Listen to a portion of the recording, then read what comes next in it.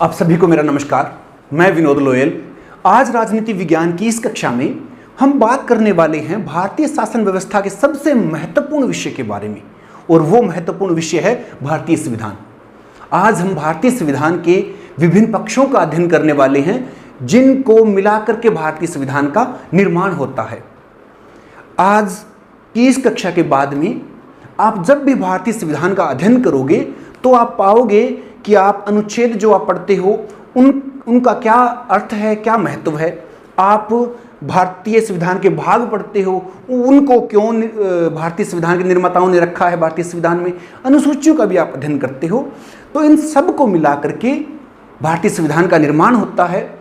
इनका क्या क्या महत्व है वो हम आज की जो हमारी ये कक्षा है उसमें हम डिस्कस करने वाले हैं। तो शुरू करते हैं और जानना शुरू करते हैं कि भारतीय संविधान का निर्माण किन किन पक्षों को मिला करके हुआ है।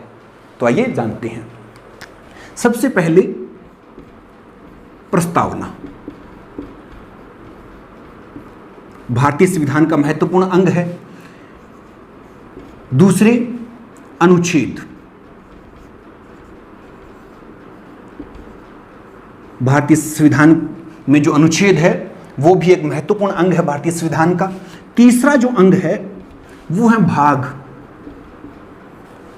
चौथा जो अंग है जो महत्वपूर्ण भी है, अनुसूचियां।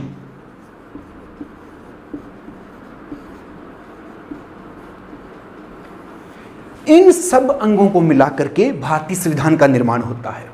आज हम इन्हीं के बारे में जानना चाहेंगे कि इन सब को भारतीय संविधान में क्यों रखा गया है, इनका महत्व क्या है, इनका मतलब क्या है।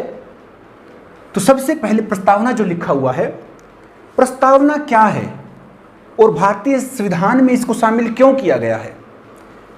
प्रस्तावना को आप एक आई कार्ड की तरह मानिए, जो कि आपका और हमारा, अगर हम किसी आप विद्यार्थी अगर हमारा जीवन है तो हम कहीं पढ़ रहे होते हैं, वहाँ जो संस्था होती है वो हमें आई कार्ड देती है। अगर हम अध्यापक हैं तो भी हमें आई कार्ड मिलता है, और अगर हम किसी और जॉब में हैं, जहाँ पर भी हैं, हमें हमारा एक पहचान पत्र मिलता है। जैसे वोट डालने के लिए पहचान पत्र होता है, वैसे ही भारतीय संविधान की जो प्रस्तावना है ये भारतीय संविधान का पहचान पत्र है। इस प्रकार से आप समझ सकते हो।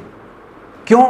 क्योंकि जिस प्रकार से पहचान पत्र में, आइडेंटिटी कार्ड में क्या लिखा होता है, आपका नाम होता है, माता पिता का नाम होता है, डेट ऑफ बर्थ होती है, हम कहाँ से रहने वाले हैं, हमारा ज़िला कौन सा है, हमारी उम्र कितनी है, हमारी भाषा कौन सी है, काफ़ी सारी बातें होती है जो हमें आई कार्ड के माध्यम से किसी व्यक्ति के बारे में जानकारी देती है। इसी प्रकार से अगर प्रस्तावना का हम अध्ययन करते हैं तो भारतीय संविधान में क्या लिखा है, भारतीय संविधान में किन किन विषयों की जानकारी है, उन सब विषयों के बारे में चर्चा या उन विषयों की जो एक रूपरेखा है वो हमें प्रस्तावना के माध्यम से मिल जाती है। अगर कोई दूसरे देश का व्यक्ति है और वो हमारे भारतीय संविधान के बारे में जानना चाहता है तो उसको केवल प्रस्तावना का अध्ययन करना है।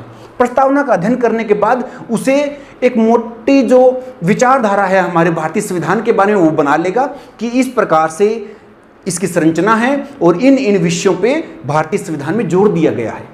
तो ये प्रस्तावना हो गई। इस प्रकार से ये भारतीय संविधान के लिए बहुत महत्वपूर्ण भी है। थोड़ा सा इसके बारे में ये जान लेते हैं कि इसको कब शामिल किया गया, या भारतीय संविधान में इसका प्रवेश कब हुआ। 13 दिसंबर 1946 को जब नेहरू जी ने संविधान सभा में उद्देश्य प्रस्ताव रखा था, उसी उद्देश्य प्रस्ताव को बाद में प्रस्तावना के रूप में भारतीय संविधान में शामिल कर दिया गया। एक बात और जो इसके बारे में महत्वपूर्ण है वो ये है कि भारतीय संविधान की जो प्रस्तावना है इसमें एक बार संशोधन हुआ है, और वो 42वें संविधान जो संशोधन हुआ था 1976, उसमें इस प्रस्तावना के अंदर भी संशोधन हुआ था।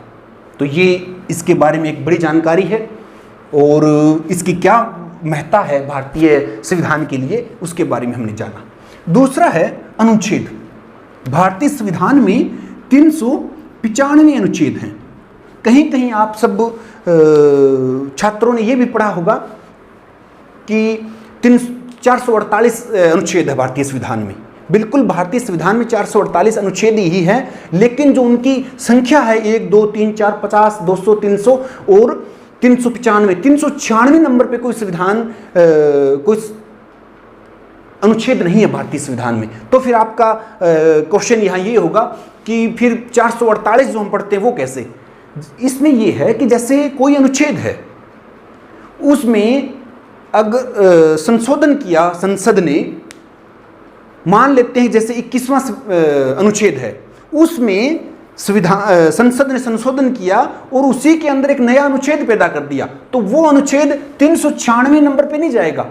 वो अनुच्छेद अगर 21 में संशोधन हुआ है तो उसमें 21A लिख करके वही जोड़ दिया जाएगा। कहने का भाव कि 396 नंबर पे नहीं आएगा वो अनुच्छेद, जो नया अनुच्छेद पैदा हुआ है वो 21वें अनुच्छेद में हुआ है और उसी के साथ ही A लगा करके या B लगा करके जितने अनुच्छेद जोड़ने हैं वो उसी में वही जोड़ दिए जाएंगे। तो इस प्रकार से भारतीय संविधान में कितने अनुच्छेद है, इसकी जब भी चर्चा हो तो आपको 395 बताने हैं। और एक बात यहाँ, जब भी कोई अनुच्छेद संशोधन के माध्यम से संविधान में जोड़ा जाएगा तो उसके आगे इस प्रकार से कैपिटल A जहां लिखा हुआ मिले, capital A, capital B, capital C, इस प्रकार से लिखा मिले आपको, तो आपको समझ लेना है कि ये संविधान मूल संविधान में नहीं था, ये बाद में जोड़ा गया है। अनुच्छेद है क्या क्या क्या महत्व है अनुच्छेद का, क्या होते हैं, क्या अर्थ होता है? तो भारतीय जो शासन व्यवस्था है उसको चलाने के लिए भारतीय संविधान निर्माताओं ने 395 ऐसे कह लो आप कानून बनाए, नियम बनाए देश को चलाने के लिए, और उन सब को हमने अनुच्छेद कहा। इन 395 जो नियम, कानून या अनुच्छेद हैं, इनके अंतर्गत पूरी भारतीय शासन व्यवस्था आती है कि कौन, चाहे वो राष्ट्रपति है, प्रधानमंत्री है, चाहे आम नागरिक है, उसको उसके जीवन से लेकर के और उसके मृत्यु तक जितने वो कार्य करता है, उन सब के उसके अंतर्गत जितने विषय आते हैं उन सब के बारे में इन 395 अनुच्छेदों में जिक्र किया गया है। तो ये महत्व है अनुच्छेदों का भारतीय संविधान में। अगला है भाग, कि भारतीय संविधान में जो भाग पार्ट है वो क्या है, कितने भाग हैं? तो कई बार अब पढ़ोगे इसको तो 22 भाग हैं अनुच्छेद भारतीय संविधान में, लेकिन कहीं कहीं आप इनको पढ़ोगे कि 25 का जिक्र भी हो रहा है कि 25 भाग हैं भारतीय संविधान में। इन 25 का जिक्र क्यों होता है?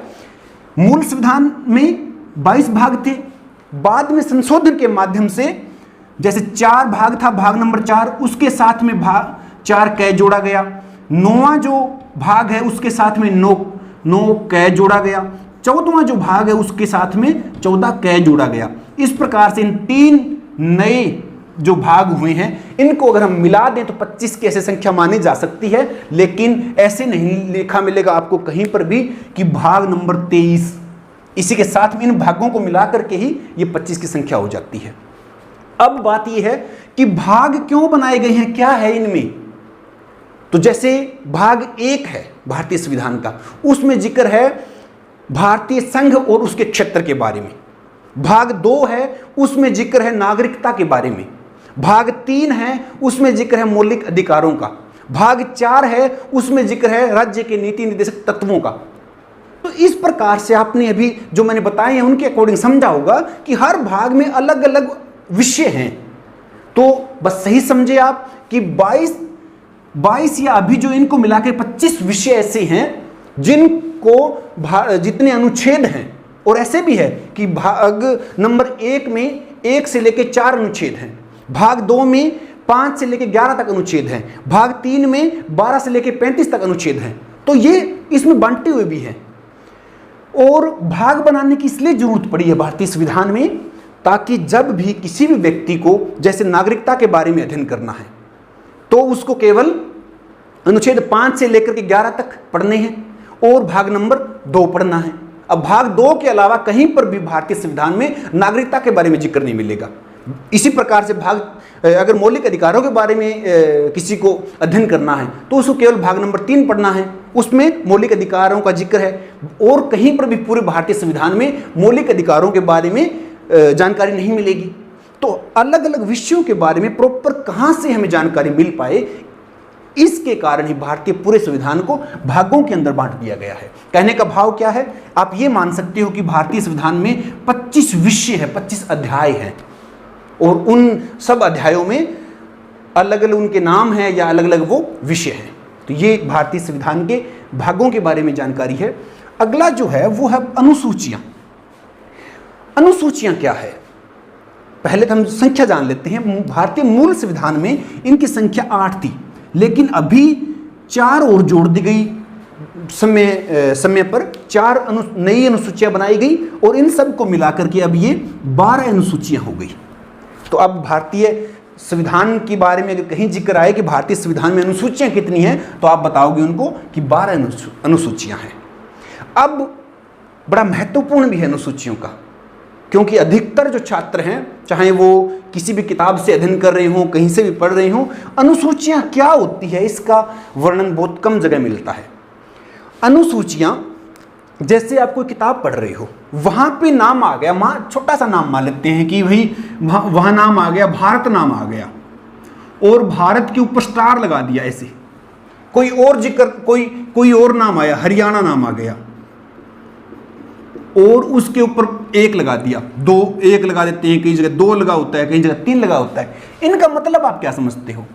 आपने कई सारी बुक्स पढ़ी है, उसमें आप इनका मतलब ये समझते हो कि भारत जो है उसके बारे में कुछ अगर स्पेशल कहीं और लिखा हुआ है, कोई और जानकारी है जो यहाँ के अलावा किसी और पेज पे लिखी हुई है जहाँ इसके बारे में और जानकारी है। बस यही बात अनुसूचियों में है कि अनुसूचियों में जिन अनुच्छेदों को शामिल किया गया है वो सारे अनुच्छेद इन अनुच्छेदों में भी तो है, लेकिन उनके बारे में अगर विस्तृत आपको जानकारी प्राप्त करनी है तो आप अनुसूचियां पढ़िए। जैसे भारतीय संविधान के अनुच्छेद 1 में लिखा है कि इंडिया जो कि भारत है, मतलब भारतीय संघ और उसके क्षेत्र की जानकारी है अनुच्छेद 1 से लेकर के 4 तक में। अगर इनके बारे में आपको विस्तृत जानकारी प्राप्त करनी है कि भाई कितने राज्य हैं, कितने केंद्र शासित प्रदेश हैं, राज्यों की राजधानियां कौन सी है, उनका क्षेत्रफल कितना है, इस बारे में अगर आपको अध्ययन करना है तो यहां नहीं लिखा मिलेगा अनुच्छेद में। वहां अनुच्छेद इन 1 से 4 अनुच्छेदों में जिक्र किया गया है कि अगर आपको ज्यादा इनके बारे में जानना है तो आप अनुसूची 1 पढ़िए। अनुसूची 1 में भारतीय संघ और उसके क्षेत्र के बारे में जानकारी है। तो यही है कि इन अनुच्छेदों के बारे में अगर आपको ज्यादा विस्तृत रूप से कोई महत्वपूर्ण विषय है और उसके बारे में आपको ज्यादा जानकारी लेनी है तो आप अनुसूचियां पढ़िए। अनुसूचियों में विस्तृत हर एक अनुच्छेद की विस्तृत जानकारी मिलती है।